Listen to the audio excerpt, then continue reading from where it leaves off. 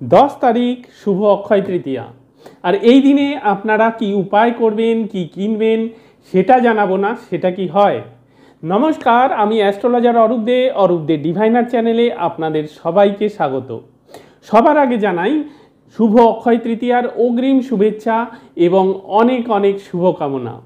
শুরু করার আগে ছোট্ট একটা অনুরোধ, চ্যানেলটি সাবস্ক্রাইব করে অবশ্যই বেল আইকন টিপে দেবেন এবং প্রচুর পরিমাণে লাইক আর শেয়ার করবেন যাতে আরও প্রচুর মানুষ জানতে পারে। অক্ষয় তৃতীয়া এই দিনটা এত গুরুত্বপূর্ণ কেন? অক্ষয় তৃতীয়া এই যে কথাটা, এইটার মধ্যে একটা শব্দ আছে, সেটা হলো অক্ষয়। এর অর্থ হলো এই দিনটাতে আপনি যে কোনো শুভ কাজ যেটা শুরু করবেন সেটা যেন অক্ষয় হয়ে থাকে বা সেটা অক্ষয় হয়ে থাকবে, অর্থাৎ এভারলাস্টিং। আর এই দিনটা এতটা পবিত্র কেন? কারণ এই দিনে অনেক পবিত্র ঘটনা, আশ্চর্য ঘটনা ঘটেছিল। যেমন ভগবান শ্রীকৃষ্ণ এই দিনটাতেই বনবাসে থাকাকালীন দ্রৌপদীকে একটি পাত্র উপহার দিয়েছিলেন, যেই পাত্রটাকে বলা হয় অক্ষয় পাত্র। এর উদ্দেশ্য ছিল বনবাসে থাকাকালীন পাণ্ডবদের খাবার দাবারে যেন কখনো কম না হয়, খাবার দাবার যেন কখনো শেষ না হয়। এই দিনটাতেই ভগবান সুদামা এক হাত চাল নিয়ে ভগবান শ্রীকৃষ্ণের সঙ্গে দেখা করতে এসেছিলেন। আর এই দিনটাতেই মহামুনি বেদব্যাস ভগবান শ্রী গণেশকে নিয়ে মহাভারত লিখতে বসেছিলেন। আর এই দিনটাতেই ভগবান শ্রী বিষ্ণুর যে ষষ্ঠ অবতার পরশুরাম, উনি জন্মগ্রহণ করেছিলেন। আর মা গঙ্গা এই ধরনীর বুকে অবতীর্ণ হয়েছিলেন এই দিনটাতেই। যাই হোক, এবার আসি এই দিনের কেনাকাটার ব্যাপারে।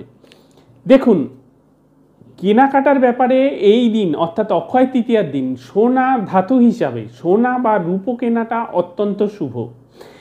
আপনি আপনার সামর্থ্য অনুযায়ী সোনা বা রূপো কিনতেই পারেন, কিন্তু সবার তো আর সামর্থ্য থাকে না বা সবার পরিস্থিতিও থাকে না। সেক্ষেত্রে আপনি বেশ কিছুটা তুলো কিনে আপনার ঘরে রেখে দেবেন। তুলো হলো শুক্রের প্রতীক এবং এই তুলো সারা বছর ধরে আপনার ঘরের যে প্রসপারিটি সেটাকে ধরে রাখবে।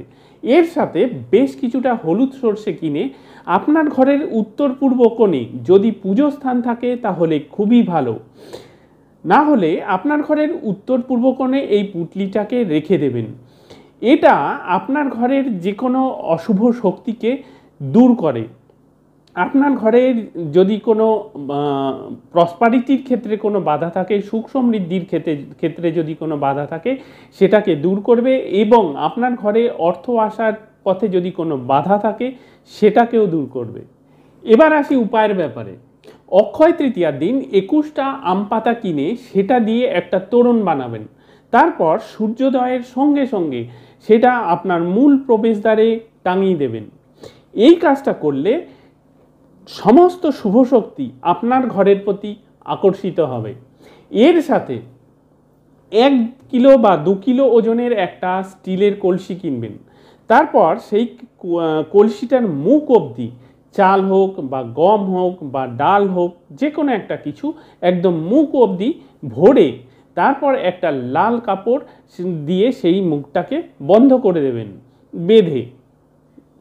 তারপর সেইটাকে বেলা 12:30 বাজার আগে কোনো মন্দিরে গিয়ে দিয়ে আসবেন, অথবা এমন কোনো লোককে সেটা দান করে দেবেন যার সেটা দরকার।